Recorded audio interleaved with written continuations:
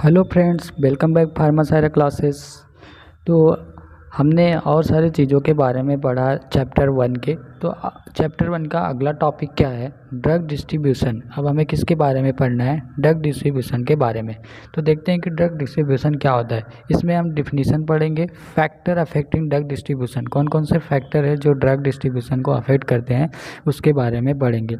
Right, तो हम definition देखते हैं क्या होता है। जब हम किसी ड्रग को खाते हैं, मान लीजिए कि ये क्या है, ओरल ड्रग है और इसे हम खा रहे हैं। राइट, जब हम किसी भी ड्रग को एडमिनिस्टर करते हैं यानी कि खाते हैं तो क्या होता है, ये हमारे पेट में जाता है और छोटे छोटे पार्टिकल्स में क्या होता है, ब्रेक डाउन होने लगता है, जिसे हम क्या बोलते हैं, डिसइंटीग्रेशन। उसके बाद इसका क्या होता है, एब्जॉर्प्शन। एब्जॉर्ब्स होकर ये कहाँ चला जाता है, प्लाज्मा में। प्लाज्मा यानी कि ब्लड के अंदर चला जाएगा और सर्कुलेशन के माध्यम से पूरे बॉडी टिश्यू में क्या होगा, ये फैल जाएगा। तो इसी प्रोसेस को क्या बोलते हैं, ड्रग डिस्ट्रीब्यूशन। पहले क्या किया हमने, ड्रग को एडमिनिस्टर्ड किया, फिर ड्रग बॉडी के अंदर गया, डिसइंटीग्रेट हुआ, फिर वहाँ से एब्जॉर्ब हुआ प्लाज्मा के अंदर यानी ब्लड के अंदर, और सर्कुलेशन के माध्यम से पूरे बॉडी टिश्यू में सिपरेट हो गया। इसी प्रोसेस को बोलते हैं ड्रग डिस्ट्रीब्यूशन। राइट, डेफिनेशन में क्या लिखा है, after absorption the movement of drug from its site of administration to the body tissue. यानी कि एब्जॉर्प्शन के बाद जो ड्रग का मोमेंट उसके साइट ऑफ एडमिनिस्ट्रेशन, मतलब जहाँ से हमने ड्रग को लिया है, चाहे हम ओरल तरीके से ले रहे हैं या फिर हम आईवी तरीके से ले रहे हैं या फिर हम एससी तरीके से ले रहे हैं, आईएम तरीके से ले रहे हैं, जैसे भी हम ड्रग को एडमिनिस्टर्ड कर रहे हैं बॉडी के अंदर, वहाँ से एब्जॉर्ब होने के बाद कहाँ चला जा रहा है, हमारे ब्लड प्लाज्मा में, और पूरे बॉडी में टिश्यू में डिस्ट्रीब्यूट हो जा रहा है, बॉडी के अलग अलग ऑर्गन्स में पहुंच जा रहा है। तो उसे क्या बोलते हैं, ड्रग डिस्ट्रीब्यूशन। उसे क्या बोलते हैं, ड्रग डिस्ट्रीब्यूशन। तो ये रहा ड्रग डिस्ट्रीब्यूशन का डेफिनेशन। अब हम ये देखते हैं कि ऐसे कौन कौन से फ्लूइड है जो ड्रग डिस्ट्रीब्यूशन को सपोर्ट करते हैं, इन्वॉल्व होते हैं, उसके बारे में हम थोड़ा सा देखते हैं। तो फ्रेंड्स, ये है वो सारे फ्लूइड जिसके द्वारा ड्रग का डिस्ट्रीब्यूशन हमारे बॉडी के अंदर होता है।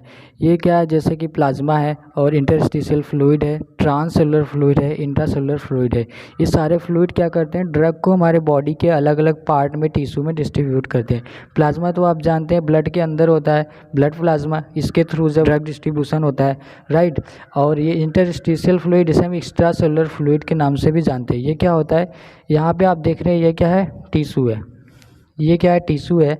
इस टिश्यू के बाहर ये टिश्यू है, ये टिश्यू है, ये टिश्यू है, या हम इसे सेल भी मान लें। तो इस टिश्यू के बाहर जो फ्लूइड प्रेजेंट होता है उस फ्लूइड को हम क्या बोलते हैं, इंटरस्टिशियल फ्लूइड या एक्स्ट्रा सेलुलर फ्लूइड। राइट, और जब टिश्यू के अंदर जो फ्लूइड प्रेजेंट होता है उसे हम बोलते हैं इंट्रासेलुलर फ्लूइड। जो टिश्यू के बाहर फ्लूइड है उसे हम इंटरस्टिशियल फ्लूइड बोल रहे हैं, इसके माध्यम से ड्रग डिस्ट्रीब्यूशन होता है। टिश्यू के अंदर जो फ्लूइड है उसके माध्यम से ड्रग डिस्ट्रीब्यूशन होता है। ठीक है, प्लाज्मा के थ्रू होता है। तो इन फ्लूइड के माध्यम से ड्रग का डिस्ट्रीब्यूशन हमारे अलग अलग बॉडी के पार्ट में होता है, सेल के पास होता है। ठीक है, पहुंच जाता है। अब ट्रांससेलुलर फ्लूइड क्या होता है, ये ट्रांससेलुलर फ्लूइड क्या, यहाँ पे देखिए ये क्या है, इंस्टेटाइन है, कोई आंत है या फिर पूरा जीआईटी सिस्टम ले लीजिए, चाहे वह स्टमक हो, इंस्टेटाइन हो या फिर आहानाल कैनाल हो, कुछ भी हो। तो वो उसका जो लाइनिंग होती है वो इपिथेलियल टिश्यू की होती है। किसकी होती है, इपिथेलियल लाइनिंग, इपिथेलियल टिश्यू की लाइनिंग होती है। इस लाइनिंग के बीच में गैप होता है, ये आप देख रहे हैं, ये क्या है, गैप। राइट, यहाँ पे आपको गैप दिखाई दे रहा है। तो ये जो गैप होता है इसके थ्रू जब ड्रग का डिस्ट्रीब्यूशन होता है तो उसे क्या बोलते हैं, transcellular fluid drug distribution. Right, इसके अंदर जो फ्लूइड होता है उसे ट्रांससेलुलर फ्लूइड बोलते हैं। ये कहाँ पे होता है, एपिथेलियल लाइनिंग के बीच में। एपिथेलियल लाइनिंग के बीच में ये ट्रांससेलुलर फ्लूइड पाया जाता है, जो जीआईटी की लाइनिंग करता है, रेस्पिरेटरी ट्रैक्ट की लाइनिंग करता है। ठीक है, जीआईटी होता है और रेस्पिरेटरी ट्रैक्ट होता है, इनकी जो लाइनिंग बनी होती है एपिथेलियल लाइनिंग की होती है। इनके बीच में जो गैप होता है उसके थ्रू जब ड्रग डिस्ट्रीब्यूट होता है हमारे बॉडी में तो उसे हम ट्रांससेलुलर फ्लूइड ड्रग डिस्ट्रीब्यूशन कहते हैं। राइट, अब आगे देखते हैं कि इसके कौन कौन से फैक्टर है जो ड्रग डिस्ट्रीब्यूशन को अफेक्ट कर रहे हैं। ठीक है, तो आप इस पॉइंट्स को याद रखिएगा, इन सारे फ्लूइड्स को, ये ऑब्जेक्टिव क्वेश्चन में आ सकते हैं। ठीक है, इसमें अगर हम देखें कि सबसे ज़्यादा ड्रग डिस्ट्रीब्यूशन किस फ्लूइड से होता है, तो सबसे ज़्यादा ड्रग डिस्ट्रीब्यूशन वो होता है एक्स्ट्रा सेलुलर से।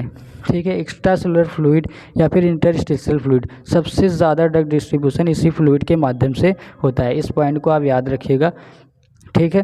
तो नेक्स्ट पॉइंट हम देखते हैं, factor affecting distribution of drug. कौन कौन से फैक्टर है जो ड्रग डिस्ट्रीब्यूशन को अफेक्ट कर रहे हैं, तो इसके बारे में हम पढ़ते हैं। तो इसमें पहला क्या है, टिश्यू परमेबिलिटी। ये जो टिश्यू परमेबिलिटी है ये किस पे डिपेंड करता है, फिजियोलॉजिकल बैरियर पर। जो फिजियोलॉजिकल बैरियर है हमारे बॉडी के अंदर उस पर डिपेंड करता है टिश्यू परमेबिलिटी। हमारे बॉडी के अंदर जब भी कोई मटेरियल ट्रांसपोर्ट हो रहा होता है ब्लड के थ्रू, तो उसके लिए कई सारे बैरियर्स होते हैं।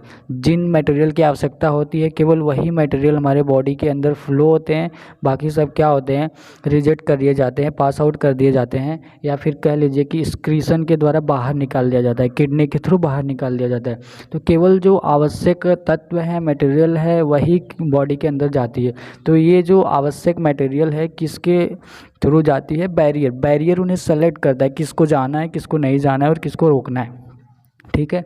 तो जो टिश्यू परमेबिलिटी है ये फिजियोलॉजिकल बैरियर पर डिपेंड करता है। जिसमें हम दो बैरियर के बारे में पढ़ते हैं, एक ब्लड ब्रेन बैरियर के बारे में और एक प्लेसेंटल बैरियर के बारे में। तो ब्लड ब्रेन बैरियर क्या होता है, सपोज दैट ये क्या है, ब्रेन है, ये ब्रेन के अंदर क्या है, बेसल्स है, ये बेसल्स है, ठीक है, आपको दिख रहा है। और इस बेसल्स के अंदर छोटे छोटे पार्टिकल्स है जो इस बैरियर को क्रॉस करके आ रहे हैं, यानी कि इसमें और भी कई मटेरियल है जो कि इस बैरियर के थ्रू क्रॉस नहीं हो पा रहा है। ये बैरियर केवल स्पेसिफिक मटेरियल को ही बाहर आने दे रहा है, बाकी मटेरियल को रोक दे रहा है और वो आगे की तरफ चला जा रहा है। ये देखिए आगे की तरफ निकल जा रहे हैं सारे मटेरियल, केवल रेड पार्टिकल ही अंदर की तरफ आ रहा है, क्योंकि ये बैरियर केवल स्पेसिफिक मटेरियल को ही अपने अंदर आने दे रहा है, राइट। अब ये जो ब्लड ब्रेन बैरियर है, ये जो टॉक्सिक मटेरियल होता है और अनवांटेड चीज़ें होती हैं वो ब्रेन के अंदर नहीं आने देता है। केवल कुछ ऐसे ड्रग होते हैं जो ब्रेन के अंदर आते हैं, जैसे क्या है, ये थायोपेंटल सोडियम है, ठीक। थायोपेंटल सोडियम ईजिली क्या करता है, ब्लड ब्रेन बैरियर को क्रॉस कर जाता है। लेकिन जो डोपामाइन है, ये डोपामाइन जो ब्लड ब्रेन बैरियर है उसे क्रॉस नहीं कर पाता। तो जो ब्लड ब्रेन बैरियर है थायोपेंटल सोडियम के लिए स्पेसिफिक है, लेकिन डोपामाइन के लिए नहीं है। डोपामाइन के क्या करता है, रोक देता है, लेकिन थायोपेंटल सोडियम को क्रॉस होने देता है, ठीक है। सर्जरी के दौरान डॉक्टर एनेस्थीसिया देता है। ये थायोपेंटल सोडियम क्या है, एनेस्थीसिया कैटेगरी की दवा है। तो हम नेक्स्ट पॉइंट देखते हैं कि क्या है, प्लेसेंटल बैरियर। ये प्लेसेंटल बैरियर क्या होता है, ये प्लेसेंटल बैरियर है, आप यहाँ पे देख रहे हैं, ये क्या है, एक फीटस कंडीशन है जिसमें एक बेबी है जिससे कॉर्ड जुड़ा हुआ है, प्लेसेंटा जुड़ा हुआ है, और इस कॉर्ड के थ्रू क्या होता है, न्यूट्रिएंट मटेरियल इस बेबी के अंदर आता है और ये अपना क्या एनर्जी लेता है और इसके बॉडी का डेवलपमेंट होता है। ये प्लेसेंटा क्या होता है, एक बैरियर की तरह काम करता है जो सारे मटेरियल को अंदर नहीं आने देता, केवल जिन चीज़ों की आवश्यकता है उसी को इस कॉर्ड के थ्रू इस बेबी के अंदर लेके आता है, राइट। अब ये जो प्लेसेंटा है ये केवल कुछ ही मटेरियल को अंदर जाने देता है। कुछ ऐसे ड्रग होते हैं जो इसे क्रॉस कर देते हैं, जैसे ये क्या है, एल्कोहल, ठीक है, और ये क्या है, मॉर्फिन है, ठीक है। ये क्या होते हैं, प्लेसेंटल बैरियर को आसानी से क्रॉस कर जाते हैं। इसीलिए कहते हैं कि प्रेगनेंसी के दौरान हमें एल्कोहल या फिर मॉर्फिन जैसे ड्रग या किसी भी नशीले पदार्थ का सेवन नहीं करना चाहिए, क्योंकि जो बच्चे होते हैं, जो चाइल्ड्स होता है, जो बेबी होता है, वो उसके क्या होता है, अफेक्ट पड़ता है फीटस कंडीशन में, ठीक है। तो क्योंकि ये प्लेसेंटल बैरियर को आसानी से क्रॉस कर जाते हैं, इसलिए इन चीज़ों का उपयोग प्रेगनेंसी के दौरान नहीं करना चाहिए। तो जो प्लेसेंटल बैरियर है ये भी ड्रग डिस्ट्रीब्यूशन को अफेक्ट करता है, ड्रग को डिस्ट्रीब्यूट नहीं होने देता है, लेकिन केवल स्पेसिफिक चीज़ें होती है जिन्हें वो क्रॉस कर जाती है, जैसे कि एल्कोहल होता है और मॉर्फिन होती है, ठीक है। तो इनका सेवन प्रेगनेंसी के दौरान नहीं करना चाहिए क्योंकि इससे बच्चे अफेक्ट होते हैं। तो इस तरह से जो बैरियर्स होते हैं ड्रग डिस्ट्रीब्यूशन को अफेक्ट करते हैं, उन्हें स्लो करते हैं, रोकने का काम करते हैं, ठीक है। तो हमारा नेक्स्ट पॉइंट क्या है, आयनाइजेशन है। क्या है, आयनाइजेशन। ये आयनाइजेशन कैसे इफेक्ट करता है, जब हम कोई भी ड्रग मटेरियल लेते हैं तो अगर वो आयनाइज्ड हो रहा है, यानी कि प्लस चार्ज और माइनस चार्ज में क्या हो रहा है, डिवाइड हो जा रहा है, तो क्या होगा, जैसे ये आयनाइज फॉर्म में होगा तो जो सेल मेम्ब्रेन है उससे रिपेल करेगी, क्योंकि सेल मेम्ब्रेन किसकी बनी है, बाई लेयर की बनी होती है, लिपिड की, ठीक है। लिपिड क्या है, नॉन पोलर है। लिपिड जब नॉन पोलर होता है तो जो पोलर को क्या करता है, रिपल्सन करने लगता है, इस वजह से यहाँ पे डिस्ट्रीब्यूशन क्या हो जाएगा, अफेक्ट। तो जो आयनाइज ड्रग होता है, ये आयनाइज ड्रग स्लो डिस्ट्रीब्यूट करेगा किसी भी मटेरियल को, ठीक है, स्लो डिस्ट्रीब्यूट करता है किसी भी मटेरियल को, क्योंकि लिपिड जो लेयर है सेल मेम्ब्रेन की वो उसे रिपेल करता है। लेकिन अगर वो अनआयनाइज्ड ड्रग है यानी कि आयन के फॉर्म में नहीं है, चार्ज के फॉर्म में नहीं है, तो क्या होगा, आसानी से परमिएट कर जाएगा सेल को, क्योंकि फिर रिपल्सन जैसी कोई चीज़ नहीं रहेगी, वो नॉन पोलर रहेगा। जब आयनाइज नहीं होगा तो आसानी से उस सेल मेम्ब्रेन को क्रॉस कर जाएगी। तो हम कह सकते हैं कि जो ड्रग आयनाइज्ड हो जाएगी उसका डिस्ट्रीब्यूशन स्लो होगा, और जो ड्रग अनआयनाइज्ड होगी उसका डिस्ट्रीब्यूशन फास्ट होगा। ठीक है, तो हम नेक्स्ट पॉइंट देखते हैं। नेक्स्ट पॉइंट क्या है, लिपोफिलिसिटी है। लिपोफिलिसिटी मतलब ऐसे ड्रग्स जो लिपिड में सॉल्युबल हो जाए, जो लिपिड से इन्वॉल्व हो जाए, उनसे कोई समस्या ना हो, लिपिड से जुड़ जाए और जुड़ करके ट्रांसपोर्ट हो जाए और लिपिड में ईजिली सॉल्युबल हो। तो जब सेल मेम्ब्रेन लिपिड की बनी है और ड्रग भी लिपिड में सॉल्युबल हो जा रहा है, तो ड्रग क्या करेगा, सेल मेम्ब्रेन को ईजिली क्रॉस कर जाएगा। ठीक है, तो इस कंडीशन में क्या होगा, जो ड्रग डिस्ट्रीब्यूशन वो तेज़ हो जाएगा, इंक्रीज हो जाएगा। राइट, तो ऐसे ड्रग जिनकी लिपोफिलिसिटी अच्छी है यानी कि वो लिपिड में आसानी से डिज़ोल्व हो जाते हैं, तो उनकी जो ड्रग डिस्ट्रीब्यूशन होगा वो ज़्यादा तेज़ होगा। ठीक है, तो हमारा नेक्स्ट पॉइंट है परफ्यूज़न रेट। परफ्यूज़न रेट क्या होता है, हम पहले इसे देखते हैं कि जो ब्लड जब किसी टिश्यू में जितना अमाउंट में, जितने समय में वो इंटर कर रहा है, उस रेट को क्या बोलते हैं, परफ्यूजन रेट। यानी कि किसी समय में, अगर हम 1 मिनट मान लें, तो 1 मिनट में ब्लड टिश्यू में कितना मात्रा में इन्वॉल्व हो रहा है, एंट्री कर रहा है या फिर डिस्ट्रीब्यूट हो जा रहा है, तो उसी को क्या बोलते हैं, परफ्यूजन रेट बोलते हैं। यानी परफ्यूजन रेट जितना ज़्यादा होगा, डिस्ट्रीब्यूशन उतना ही ज़्यादा होगा। जब ब्लड ज़्यादा मात्रा में किसी टिश्यू के अंदर जाएगा तो उसका डिस्ट्रीब्यूशन ज़्यादा ही होगा। तो perfusion rate directly proportional to distribution. कुछ ऐसे ऑर्गन्स हैं जिनमें परफ्यूजन रेट बहुत ज़्यादा हो, जैसे कि किडनी होता है, हार्ट होता है, ब्रेन होता है, लीवर होता है, लंग्स होता है।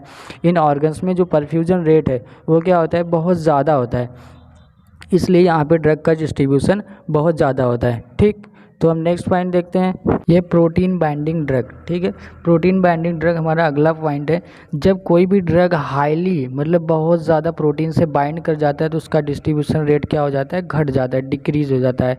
राइट, क्यों, क्योंकि जब भी प्रोटीन से बहुत ज़्यादा बाइंड कर जाएगा तो क्या हो जाएगा, कॉम्प्लेक्स स्ट्रक्चर का फॉर्मेशन कर लेगा, तो सेल मेम्ब्रेन से क्रॉस करने में उसे क्या होगी, डिफ़िकल्टी होगी। जब सेल मेम्ब्रेन से इजीली क्रॉस नहीं कर पाएगा तो उसका जो डिस्ट्रीब्यूशन रेट होगा वो घट जाएगा। जैसे कि आप चाय छानते होंगे, तो चाय जब छानते हैं तो शुरुआत में बहुत तेज़ी से गिरता है, लेकिन जब चाय के छन्नी में चाय पत्ती, अदरक, ये सब ज़्यादा मात्रा में हो जाता है तो चाय क्या होता है, स्लोली चलती है, धीरे धीरे गिरता है। उसी तरह से यहाँ भी जब बहुत ज़्यादा प्रोटीन से बाइंड कर जाएगा तो क्या हो जाएगा, कॉम्प्लिकेटेड स्ट्रक्चर बना लेगा, तो क्या सेल मेम्ब्रेन से इजीली क्रॉस नहीं कर पाएगा।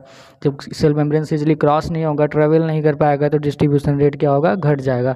अब इसमें कुछ इंपॉर्टेंट पॉइंट्स है वो देखते हैं। तो कि क्या होता है, protein binding drug reduce the clearance rate, यानी कि ऐसे ड्रग जो प्रोटीन से बाइंड कर जा रहे हैं वो क्या होंगे, क्लियरेंस रेट घटा देंगे। क्लियरेंस रेट कहाँ देखा जाता है, किडनी में देखा जाता है। जैसे आप यहाँ पे ये स्ट्रक्चर देखिए, ये स्ट्रक्चर क्या है, ये क्या है, ब्लड वेसल्स है। ठीक है, अब इस ब्लड वेसल्स से क्या ब्लड फ्लो हो रहा है, और ये कैपिलरी बेड है, इसे ग्लोमेरुलस बॉडी के नाम से जानते हैं। ये जो स्ट्रक्चर है नेफ्रॉन का स्ट्रक्चर है। ठीक है, ये फिल्ट्रेशन रेट के दौरान हम इसकी स्टडी करते हैं, जब फिल्ट्रेशन को पढ़ते हैं तब। अब यहाँ से क्या हो रहा है, ब्लड फ्लो हो रहा है इस कैपिलरी बेड के थ्रू। अब जितना ब्लड आगे जा रहा है, यहाँ से जो फिल्ट्रेट मटेरियल यानी कि स्क्रीटरी प्रोडक्ट हो, चाहे वाटर हो, चाहे आयंस हो, या फिर अदर ड्रग मटेरियल हो, यहाँ से फिल्टर होके बाहर निकल जाते हैं, एक्सक्रीशन के थ्रू, यूरिन के थ्रू आउट हो जाते हैं। लेकिन ये जो प्रोटीन बाइंडिंग ड्रग है ये क्या करता है, क्लियरेंस रेट को घटा देता है। कैसे, जब यहाँ पे कॉम्प्लिकेटेड स्ट्रक्चर बना लेगा प्रोटीन से बाइंड होने के बाद, जब इस कैपिलरी बेड में आ जाएगा, कैपिलरी बेड में आने के बाद इसका जो फिल्ट्रेशन होगा वो कम हो जाएगा। अभी मैंने बताया कि जब चाय आप छानते हो तो वहाँ पे आप देखते हो ना, जब छन्नी में ज़्यादा मटेरियल हो जाता है तो कम छनता है। उसी तरह से जब यहाँ पूरा कॉम्प्लिकेटेड हो जाएगा तो फिल्ट्रेशन आसानी से नहीं हो पाएगा।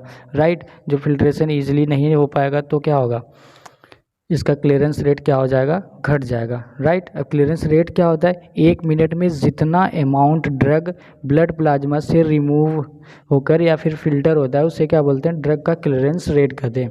1 मिनट में जितना मात्रा में ड्रग ब्लड प्लाज्मा से फिल्टर हो जाए, इसमें जो ब्लड फ्लो हो रही है, इसमें जो ड्रग प्रेजेंट है प्लाज्मा से बाइंड हुआ है, वो जितना अमाउंट में फ़िल्टर होके निकल रही है उसे क्या बोलेंगे, ड्रग्स क्लियरेंस रेट। तो ड्रग्स क्लियरेंस रेट क्या होती है, घट जाती है जब हाईली प्रोटीन बाइंड ड्रग होता है, राइट। अब इस पॉइंट को भी आप याद रखिएगा, जो एसिडिक ड्रग होती है किससे बाइंड करती है, एल्बुमिन से, ठीक है। और जो बेसिक ड्रग है वो किससे बाइंड करती है, वो बाइंड करती है ग्लाइकोप्रोटीन से, ठीक है। किससे बाइंड करती है, ग्लाइकोप्रोटीन से। आप इन दोनों पॉइंट्स को याद रखिएगा कि जो एसिडिक ड्रग है वो एल्बुमिन से बाइंड करती है और जो बेसिक ड्रग है वो किससे, ग्लाइकोप्रोटीन से बाइंड करती है। इन दोनों पॉइंट्स को आप याद रखिएगा। और क्लियरेंस रेट क्या होता है आप ये देख लीजिएगा, ठीक है। तो इस तरह से हमारा जो डिस्ट्रीब्यूशन टॉपिक है वो ख़त्म होता है। इसका डेफिनीसन क्या होता है और इसका फैक्टर अफेक्टिंग क्या होता है आपने पढ़ लिया। अब हम अगले टॉपिक के बारे में पढ़ेंगे इसी चैप्टर के नेक्स्ट वीडियो में। तब तक के लिए फ्रेंड्स, थैंक यू।